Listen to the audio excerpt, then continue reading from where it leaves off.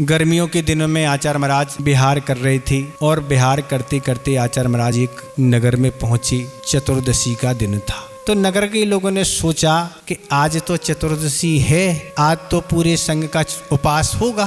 सो कोई कमंडल में जल भरने के लिए नहीं आया और आहार का समय निकल गया। सभी महाराज सामायिक में बैठ गए। उस नगर में एक विद्वान आए, उनको ये जानकारी लगी कि आज तो सारे संघ का उपवास है। भाई आचार्य महाराज के पास सामायिक के बाद गए और आचार्य महाराज से कहा कि आचार्य महाराज गर्मी के दिन है और इतना आप लंबा विहार करके आए हैं और आपने उपवास कर लिया, और आपने कर लिया तो ठीक है, पर छोटे छोटे महाराज हैं उनको भी आपने उपवास दे दिया। पर आचार्य महाराज तो मौन रहे, कुछ नहीं बोली। तब उन्हें अपनी बात का उत्तर का जवाब नहीं मिला तो वह एक महाराज के पास पहुंचे। उन महाराज से कहा कि महाराज कम से कम आपको तो आचार्य महाराज ने उपवास कर लिया सो कर लिया, कम से कम आप लोग तो नहीं करते ना। तब उन महाराज ने कहा न तो आचार्य महाराज ने उपवास किया है और ना हम लोगों ने उपवास किया है, तो महाराज क्या हो गया, अभी तो श्रावकों का विषय है। तब उनको स्पष्ट इस बात का हुआ